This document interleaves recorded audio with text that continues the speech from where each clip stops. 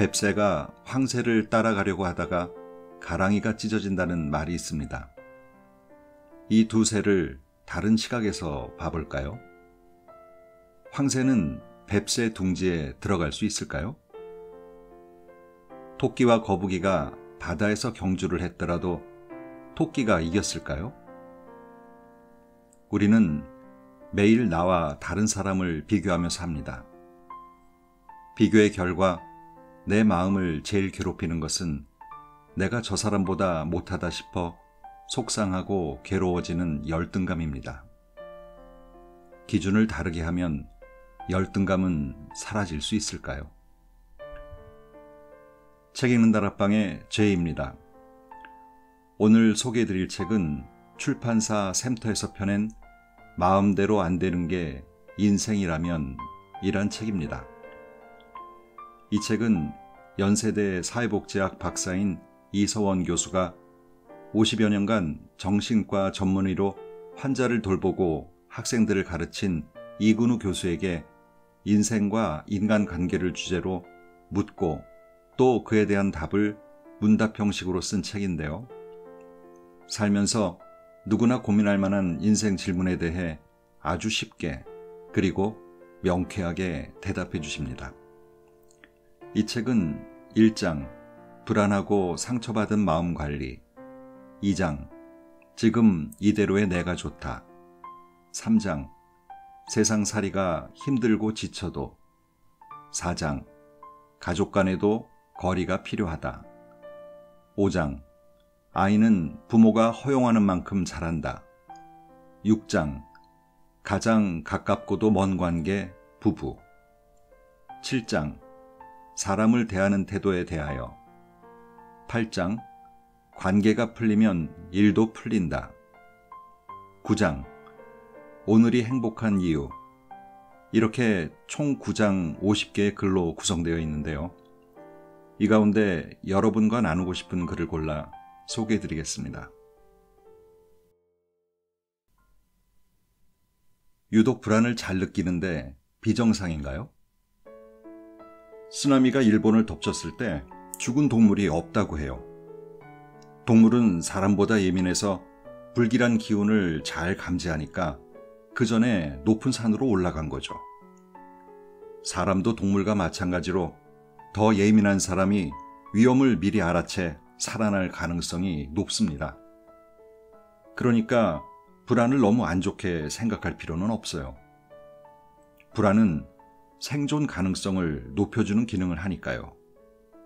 다만 불안해할 필요가 없는데도 지나치게 불안을 느끼면 왜 그런지 그 이유는 살펴봐야겠죠. 결혼해서 아내와 살다 보니 아내는 저보다 불안을 더 잘 느끼는 것 같습니다. 여행 가는 날 아침 일기예보에 바람이 많이 분다고 하면 아내는 비행기가 뜨지 않을까봐 불안해하고 저는 바람이 곧 가라앉을 거라고 마음 편하게 생각합니다. 아내의 불안이 맞을 때도 있고 반대로 제 근거 없는 낙관이 맞을 때도 있습니다. 아내는 제게 스트레스 없이 살아서 좋겠다며 부러워하고 저는 아내를 보며 저렇게 살지 않아도 될 텐데 하며 안타까워합니다. 같은 상황에서 우리 부부가 다르게 반응하는 걸 보면 불안을 느끼는 정도가 성장 과정에서의 경험, 어쩌면 타고난 기질과도 관련이 있을지 모른다는 생각이 들었습니다. 제가 하는 상담은 기본적으로 마음의 불안을 다룹니다. 그러다 보니 관계에서의 좌절이나 성장 과정에서의 상처를 불안의 원인으로 은연중에 가정하곤 합니다. 상담을 천직으로 평생 해온 선생님에게 유독 불안을 잘 느끼는 사람이 있는지 물어보기로 했습니다. 먼저 불안이 무엇인지부터 질문했습니다. 불안이란 막연하지만 어떤 불행이 나에게 닥칠 것 같아 지나치게 걱정하는 겁니다. 사실 지나치다는 것은 주관적이잖아요. 지나침을 판단하는 기준은 개인에 따라서 다르고 계량화할 수 없어요. 그런데 그걸 계량화한 것이 심리검사예요. 표준화해서 몇 점 이상이면 불안이고 몇 점 이하면 정상 수준이라고 구분하는 거죠. 쉽게 설명하자면 지나친 걱정으로 일상생활이나 사회생활을 하는데 불편하다면 불안이라고 봐야 합니다. 단정은 못하겠지만 태어날 때부터 불안이 높은 사람, 그런 기질을 가진 사람이 있을 것 같아요. 기질이라는 것은 DNA를 통해 내려오는 거예요.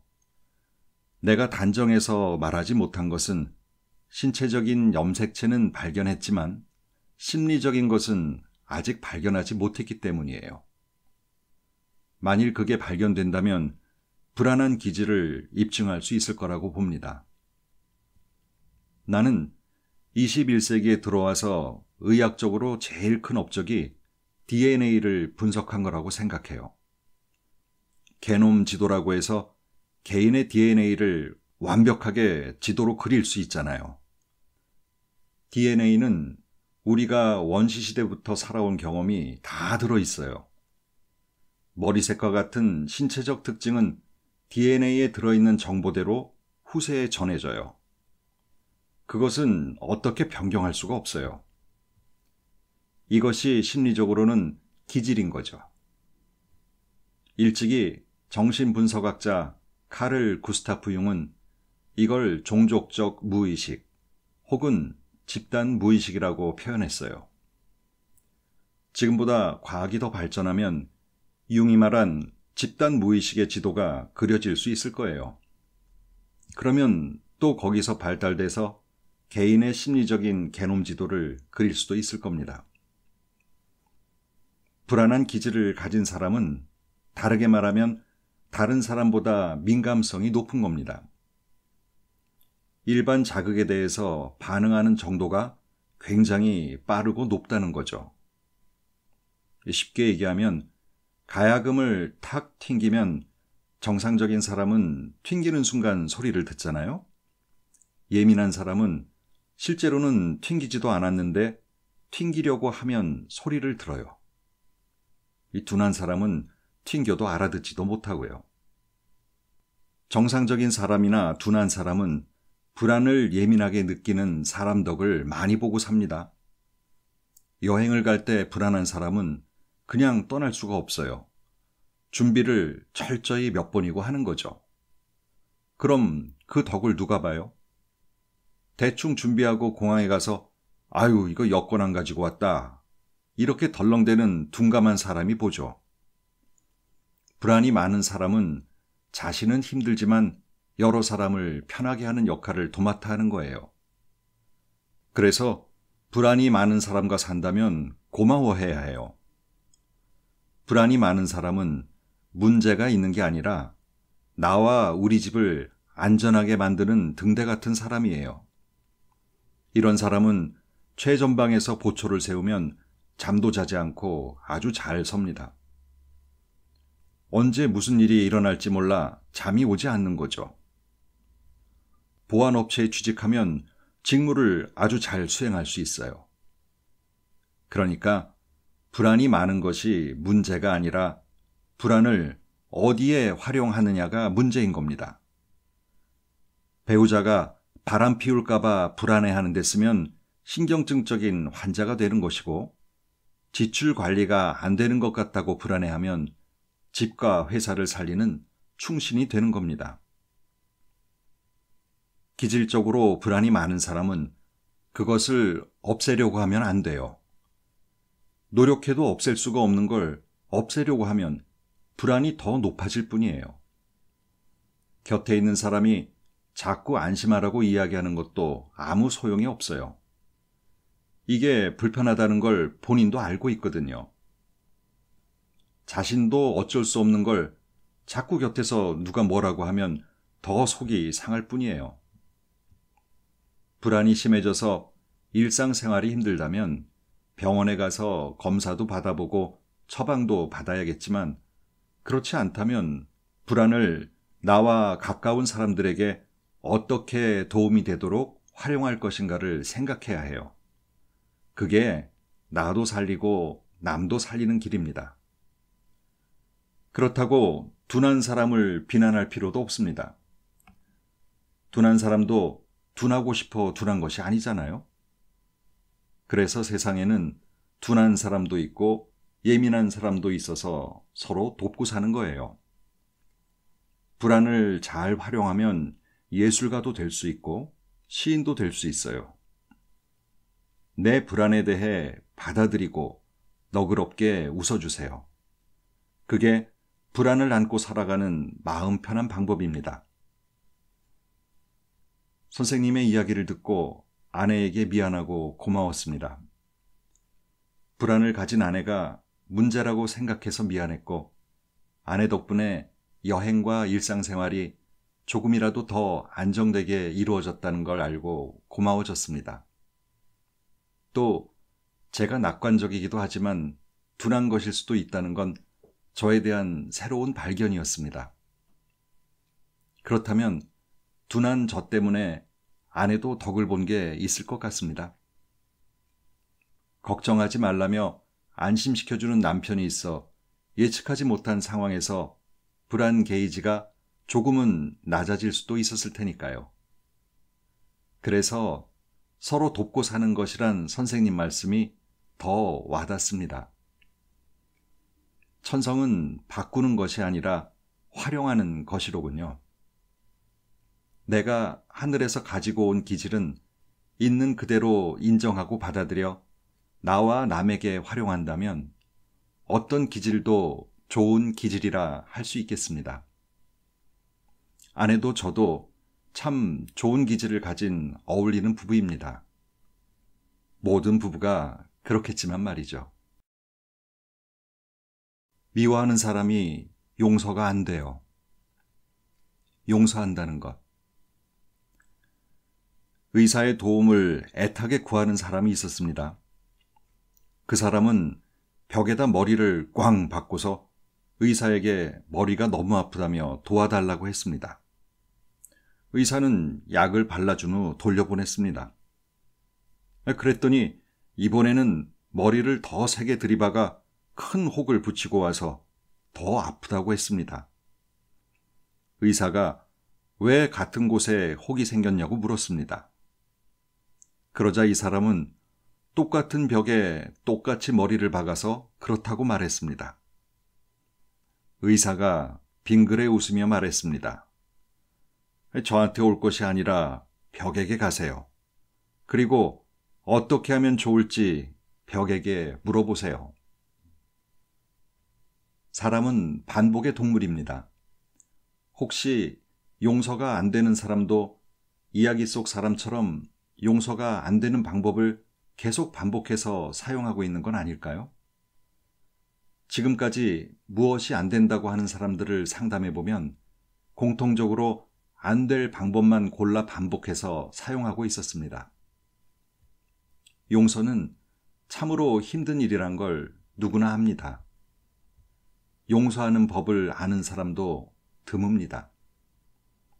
사람을 미워하는 건 자동으로 되지만 용서하는 건 인위적으로 해야 하는 게 아닐까요? 힘겨운 용서, 어떻게 해야 하는지 선생님에게 물어보았습니다. 좋아하는 걸 미워하기 쉬울까요? 어려워요. 마찬가지예요. 미워하는 걸 좋아하기도 어려워요. 쉽다면 거짓말입니다. 자기 자신을 잠시 속이고 마취제를 놓는 것에 불과해요. 그래서 제일 쉬운 것은 좋은 사람은 계속 좋아하고 미운 사람은 계속 미워하는 거예요. 이것은 아주 자연스러운 감정의 흐름이기 때문에 힘들 게 하나도 없어요. 용서가 어려운 것은 비유하자면 물결을 거슬러 올라가야 하기 때문입니다. 연어가 강물을 거슬러 올라가는 게 쉽겠어요? 가쁜 숨을 몰아쉬면서 죽자 살자 노력해서 겨우겨우 거슬러 올라가잖아요. 용서란 그런 거죠. 그래서 아무나 할 수 없어요. 그래도 꼭 용서를 해야겠다면 용서가 안 되는 게 정상이란 걸 먼저 받아들여야 해요. 용서가 안 되는 내 마음을 극히 정상으로 생각하라는 거죠. 용서 못하는 나 자신이 미운데 미워하는 남을 용서하는 게 가능하겠어요?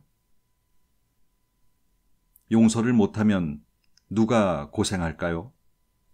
뻔해요. 나예요. 사실 용서 못 받는 사람은 아무 고생을 안 합니다. 내가 혼자서 이렇게 애쓰며 힘들어하는 것조차 모르는 경우가 많아요. 용서를 못하면 내가 고생하는 수밖에 없어요. 자업자득인 거죠. 그렇기 때문에 용서를 해야 해요. 너를 용서하느니 내가 괴로워서 안 되겠다라는 노래 가사도 있잖아요. 용서를 안 해도 내가 조금도 괴롭지 않다면 누가 용서하려는 마음을 먹겠어요? 자기가 괴로우니까 벗어나려고 하는 거죠. 용서를 안 했을 때 내가 괴로운 이유는 미움을 계속 품고 있어야 하기 때문이에요. 사랑을 계속 품고 있으면 너무 좋잖아요? 그런데 미움은 반대예요. 계속 품고 있으려면 에너지가 너무 많이 들고 괴로워요. 사탕을 물고 있으면 달아서 좋은데 쓴 약초를 씹고 있으면 뱉어내고 싶지 않겠어요? 미움이 그런 거예요. 마음에 쓴 약초가 미움이에요. 토해내고 뱉어내고 싶은 마음이 자연스러운 것이라면 이제 어떻게 뱉어내느냐를 알면 되겠죠. 상대를 미워하는 마음이 생긴 나를 먼저 용서해야 해요. 미워하게 된 마음을 찬찬히 들여다보면 이게 무슨 소리인지 알 수 있어요. 생각해봐요. 미워하게 된 원인이 내가 0%고 상대가 100%인 것은 없어요. 자신의 어떤 기준에 의해 상대가 미워졌는지 먼저 생각해 봐야 해요. 가톨릭에서 내 탓이요 라고 하는 건 깊은 의미가 있어요. 갈등이 나로 인해서 생긴 것은 아닐까를 먼저 생각하라는 거예요.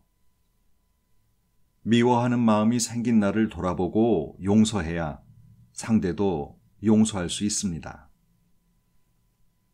유대인 소녀 안네 프랭크가 제2차 세계대전 때 독일군의 박해를 피해 은신 생활을 하며 쓴 안네의 일기라고 있잖아요. 네덜란드 암스테르담에 안네 기념관이 있어요. 안네가 숨어 살았던 집인데 그곳에 이런 말이 쓰여 있어요. 용서하자. 그러나 잊지는 말자. 미워하는 마음은 내려놓되 거기서 배운 뼈아픈 교훈은 기억하자는 말이죠. 이 말은 용서에 대한 핵심을 표현한 거예요. 누군가를 미워하는 것, 특히 오랫동안 미움을 품고 있는 것은 내가 독약을 마시고 남이 죽기를 바라는 것과 같습니다. 내가 먼저 죽습니다. 그러니 용서를 해야 할 당위성은 분명합니다. 내가 더 이상 고통받지 않기 위해서죠. 그런데 용서의 방법에는 의문이 생깁니다. 예를 들어 누가 부모님을 죽였는데 내 잘못도 있다는 건 억울합니다. 숱한 영화 속 부모의 원수를 갚는 이야기가 사람들의 마음을 후련하게 하는 것은 눈에는 눈, 이에는 이라는 단순한 문장이 주는 명쾌함 때문입니다. 그러고 보면 용서란 가장 어려운 사랑의 단계가 아닐까 싶습니다. 제 생각에 선생님의 말씀은 용서에 대한 모든 경우를 담고 있는 것이 아니라 관계의 갈등에 대한 경우로 한정 지을 때 보다 잘 맞아떨어지는 것 같습니다. 서로의 기준으로 인해 생기는 상처와 미움의 문제에서 내 탓이오는 가슴에 새겨야 할 원리 같습니다. 그리고 미워하는 내 마음부터 용서하라는 이야기가 며칠 동안 머리를 맴돌았습니다.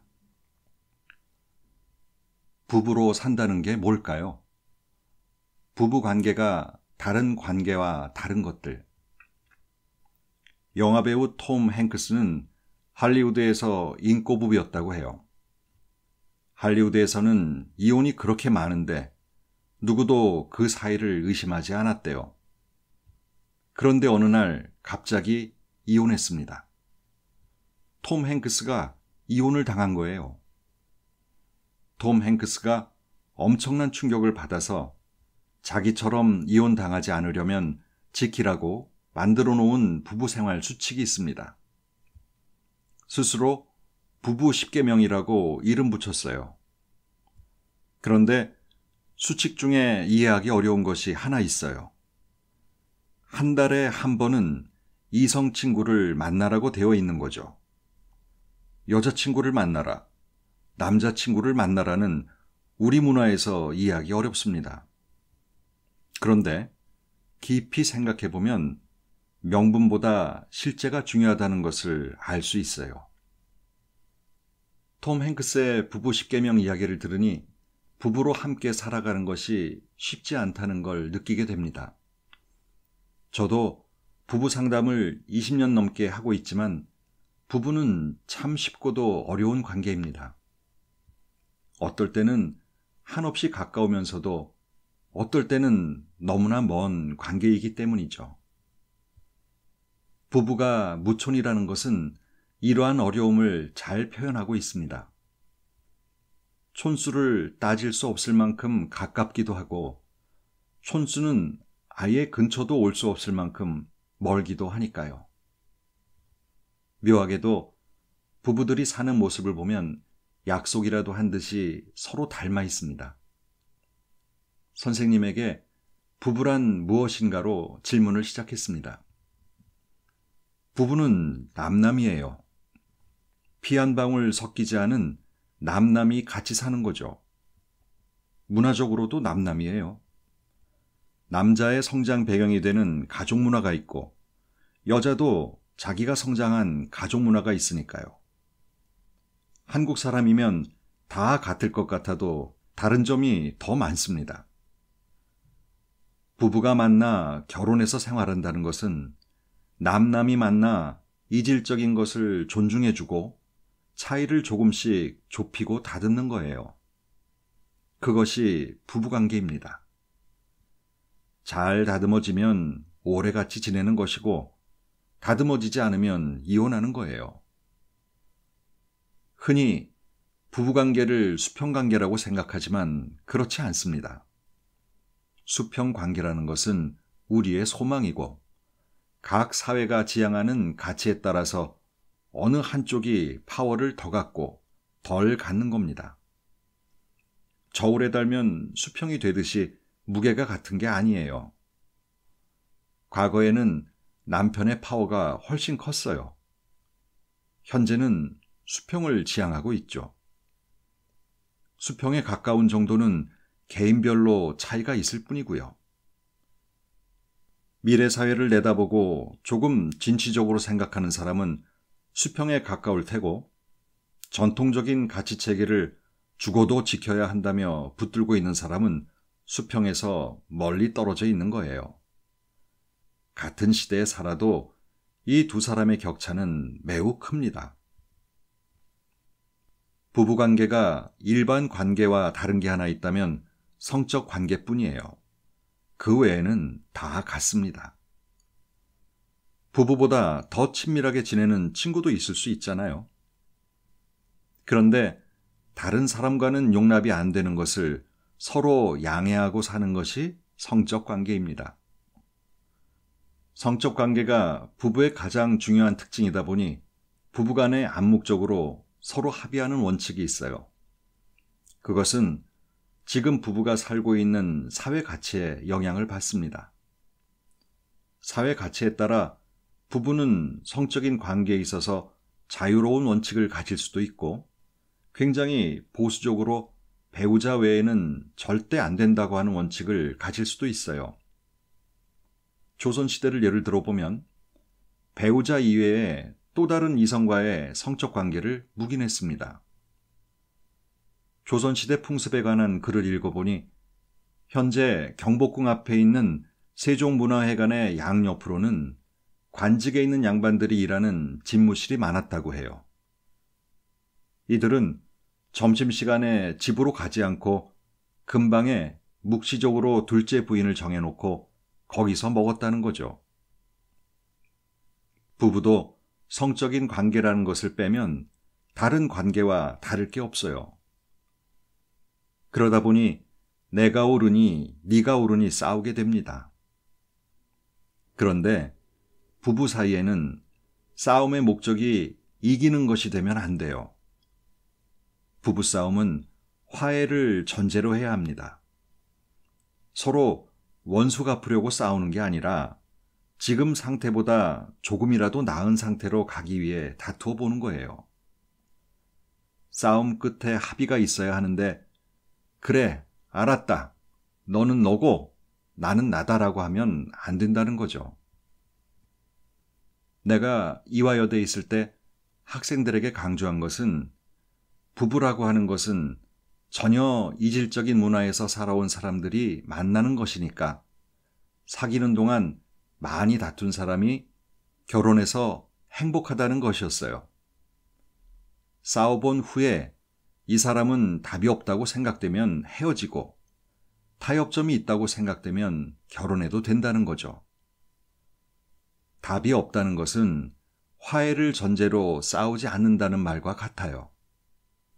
자존심을 내세우려고 혹은 속상한 걸 풀기 위해 싸운다면 답이 없는 겁니다. 소통이라는 의미에서 보면 말 안 해도 서로 알아주는 게 최고의 대화법이죠. 그럼에도 불구하고 우리가 그걸 못하는 이유는 지금 이 사회가 옛날 사회가 아니기 때문이에요. 부부가 서로 마음을 알아주기를 바라는 것은 옛날 문화예요. 옛날에는 농경사회였고 또 대가족이 함께 살았기 때문에 늘 볼 수가 있었잖아요. 대화를 하지 않아도 얼굴을 보면 무슨 근심 있어? 뭐 좋은 일 생겼어? 하고 알아챌 수 있었어요. 그런데 요즘 같은 사회에서는 부부와 미혼 자녀만 함께 사는 핵가족인데다 서로 쳐다볼 시간이 없어요. 그런데 어떻게 알아서 해달라고 해요? 상대방을 완전히 이해한다는 것은 불가능합니다. 부부 사이라고 할지라도 서로 이해할 수 있는 일정 부분이 있을 뿐이에요. 그 일정 부분이 끈이 되어 평생을 함께 사는 거죠. 나는 내 아내에 대해서 100% 알고 있다. 남편에 대해서 나만큼 아는 사람이 없다는 것은 자기 생각일 뿐입니다. 모르는 게 더 많아요. 그런데도 무슨 부부라고 함께 사느냐고요? 일정 부분 서로에게 꽂힌 것 가지고 사는 겁니다.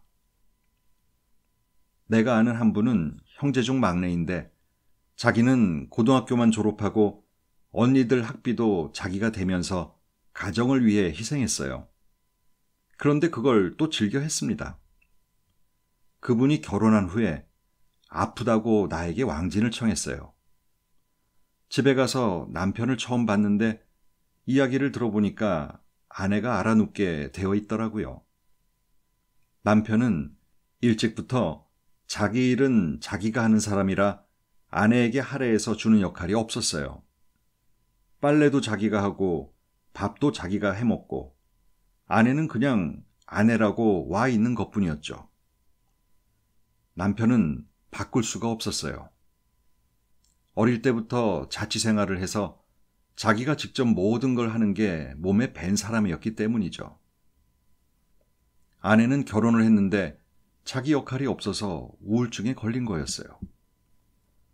그래서 치료해도 낫지 않았습니다. 결국 도저히 같이 못 살고 이혼했습니다.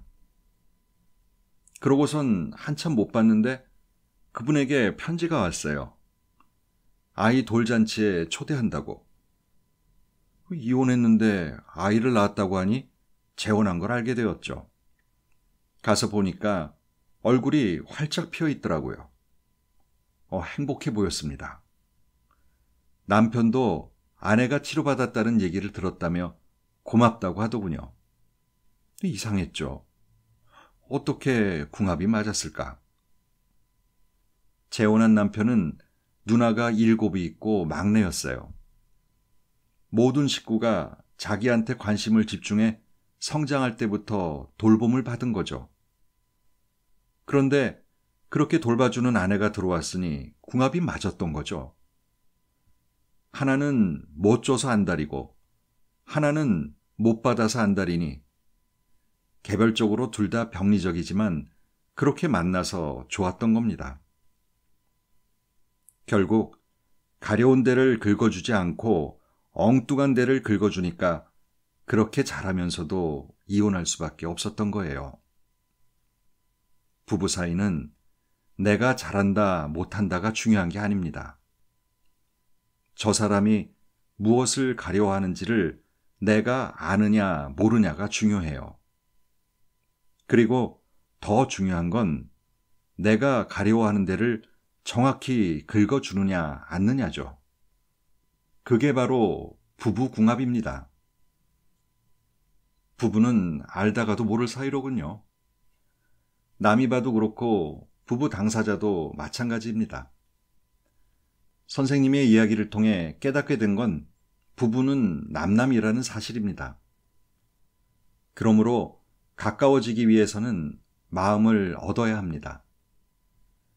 마음을 얻는 것은 부부라는 형식적이고 법적인 틀로는 되지 않는 것 같습니다. 마음을 얻기 위한 노력이 따라야 하죠. 마음을 얻기 위한 노력은 상대의 가려운 곳을 긁어주는 것이네요. 부부가 서로 가려운 곳을 긁어주는 일을 지속하다 보면 신뢰가 생깁니다. 신뢰에서 사랑하는 마음이 생기고요. 그래서 몸만 안는 것이 아니라 마음도 안게 됩니다. 그러면 남남이라 마이너스 무촌이던 부부 사이는 이때 더 이상 친밀해질 수 없는 플러스 무촌으로 변화합니다.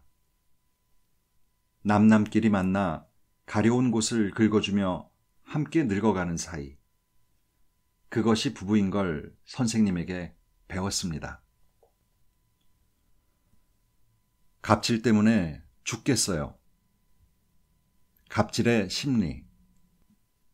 멀쩡한 사람도 완장을 차면 달라집니다. 제자가 오랜만에 졸업한 대학교에 갔다가 주차하지 말아야 할 도서관 앞에 차를 잠깐 세웠대요. 그랬더니 주차 관리하는 아저씨가 와서 대뜸 누구냐고 묻더래요. 의사라고 했더니 아래 위로 훑어보면서 한마디 하더라는 거죠. 나는 많이 배운 의사가 아니라도 여기 세우면 안 되는 줄은 아는데. 제자는 얼굴이 화끈거리면서 기분이 나쁘더래요. 잘못한 것이긴 하지만 잘 모르고 한 행동에 대해 비꼬아서 얘기할 것까지는 없잖아요. 그러면서 갑질을 당한다는 게 이런 거구나 싶었다고 해요. 갑질이 꼭 지위가 높은 사람만 하는 게 아니에요. 완장찬 사람이 하는 게 갑질입니다. 우리 사회의 대표적 문제로 갑질이란 두 글자가 대두되기 시작했습니다. 우월적인 지위와 권력으로 아랫사람에게 모멸감을 주는 말과 행동을 하는 갑질은 사회뿐만 아니라 정치, 교육, 서비스업은 물론이고 우리 일상 곳곳에 스며들어 있는 고질적 문제입니다. 원래 갑질할 사람이 따로 있는 것인지, 누구나 그 자리에 올라가면 갑질을 하게 되는 것인지 궁금해졌습니다. 또한 갑질하는 사람도 사람인데 어떻게 같은 사람에게 그렇게 무례하게 행동할 수 있는지 그 심리가 궁금해져 선생님에게 물어보았습니다. 갑질은 특별히 요즘 생긴 현상이 아니에요. 그런 일은 옛날에도 있었어요. 다만 지금 이름을 갑질이라 할 뿐이에요. 옛날에는 완장을 찾다고 했죠. 일제강점기 때 유행하던 말이 있어요. 면장이 그때 완장 차고 다녔는데 기차가 지나갈 때 일본어로 야, 기차 서. 내가 면장이야. 라고 하면 기차가 선다고요. 사람은 누구나 완장을 차면 자기한테 주어진 역할도 있지만 지나치게 으스대려고 합니다.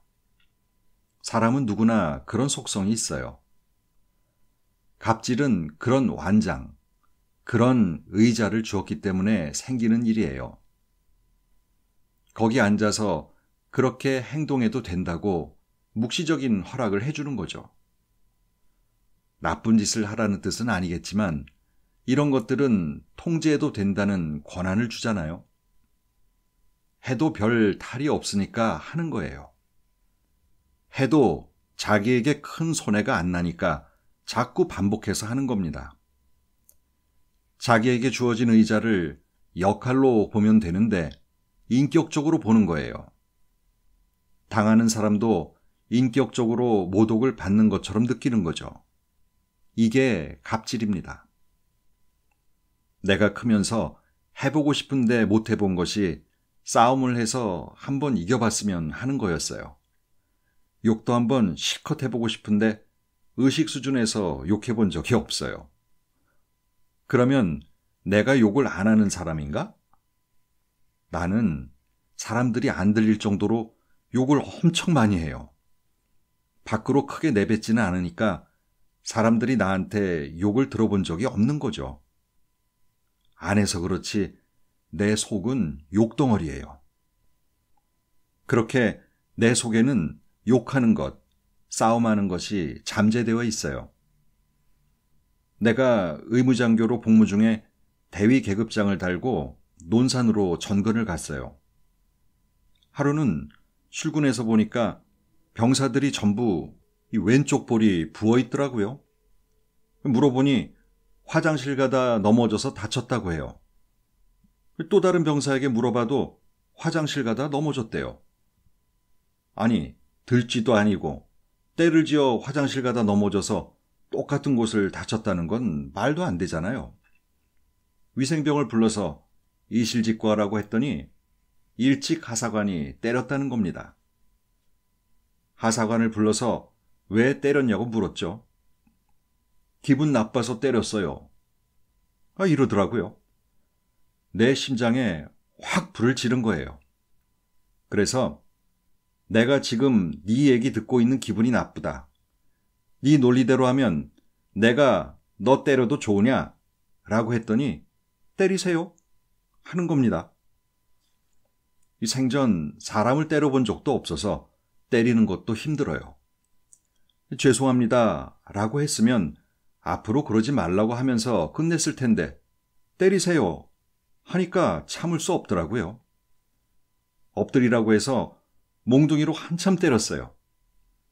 살짝 때리니까 꿈쩍도 안 해요. 꿈쩍이라도 하면 그만했을 텐데 사람을 계속 불지르는 거죠. 그래서 내가 정말로 힘껏 때렸어요. 그렇게 10대 때렸더니 자빠지더라고요. 아프죠.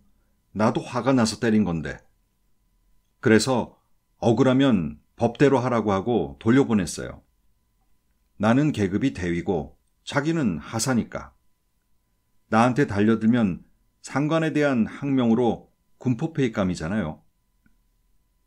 그래도 자기가 맞아서 억울하다니까 법대로 하라고 한 거예요. 그 일이 있은 후 온 병원이 떠들썩해요.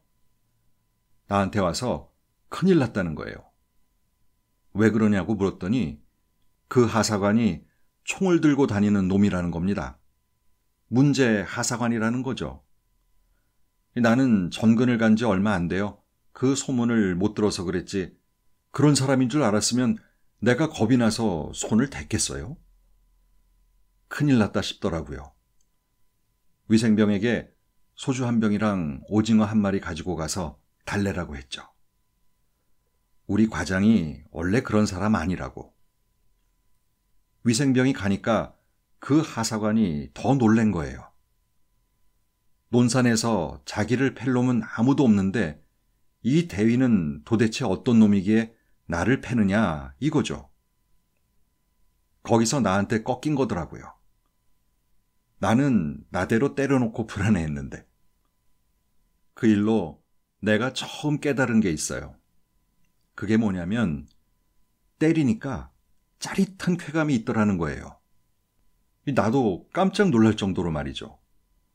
나는 그게 정말 무서웠어요. 싫지 않고 재밌고 그러니까 계속 때리는구나 하는 깨달음을 얻었어요. 이게 습관이 되면 갑질이 되는 거죠. 내가 생각하는 정신의학적 처방은 단칼에 끝내야 한다는 겁니다. 그런 쾌감이 올 때, 아, 이것은 그만하라는 신호구나 하고 딱 끊어야 해요. 만약에 내가 그때 쾌감을 잊지 못하고 자꾸 몽둥이를 들었으면 갑질로 유명한 폭력대위로 전락하고 말았을 겁니다. 그때 정신을 차릴 기에 망정이지 큰일 날 뻔했죠. 그래서 무언가를 알아차린다는 것은 지위가 높은 사람이 가져야 할 중요한 정신적 덕목이에요. 내가 지금 무엇을 하고 있는지 자기에게 물어보는 습관을 들여야 해요. 다른 사람에게 어떤 말이나 행동을 했는데 짜릿하다면 혹시 이게 갑질이 아닐까 하고 의심하는 버릇을 들이는 게 필요하죠. 의사들은 콧대가 되게 세거든요. 공부도 그만큼 했으니 콧대가 셀만하다 싶지만 콧대가 너무 세면 고압적이 되어 환자한테 안 좋잖아요. 그래서 학생 때부터 환자를 높이는 마음을 심어줘야 해요. 내가 의과대학에서 강의하면서 빠뜨리지 않고 하는 첫마디가 의사는 환자의 종이다 였어요. 종이라고 하면 학생들이 기분 엄청 나빠해요. 그러면 내가 역사적으로 풀이해줬어요. 의사를 뜻하는 한자의 의는 밑에 유자를 쓰는 의도 있지만 무자를 쓰는 의도 있어. 무당이라는 뜻이야. 의술을 행하는 무당을 의무라고도 했잖아. 무당은 아무나 하나? 그래도 머리는 좀 똑똑한데 신분이 낮은 애를 붙잡아다가 교육시켜서 만든 거지. 드라마 대장금에 나오는 의녀가 그런 거야. 동양뿐만 아니라 서양도 마찬가지야. 머리 좋은 노예를 시킨 거지. 그런데 환자를 살려주면 사례를 받으니까 이들이 중산층으로 형성되었어. 자꾸 부가 쌓였고 또 기술을 가졌으니 다 죽어가는 사람은 의사한테 와서 살려달라고 빌 수밖에 없잖아. 그러니까 점점 세력이, 완장이 엄청 커진 거야. 그러면 학생들이 이렇게 질문해요. 왜 종입니까? 우리가 도와주는 건데. 이 질문에 대한 대답으로는 인격적으로 그 사람의 종이라는 게 아니라 병과 싸우기 위해서 종노릇을 한다는 뜻이라고 했어요. 인격적으로는 환자와 같고 병에 있어서는 그 병을 고치기 위해 종사하는 하나의 충직한 종이라는 거죠. 제자들이 명절에 인사 오면 내가 또 그런 비슷한 덕담을 하는데 그 말에 저항을 안 하는 걸 보면 어딘가 스며들어가서 그런 의식을 갖게 된 듯해요. 갑질은 내가 역할뿐만 아니라 인격적으로도 우위에 있다는 착각에서 출발하는 왜곡된 행동이다. 모든 사람의 인격은 동등하다는 말씀을 마음에 새겨봅니다. 오늘도 좋은 하루 되세요.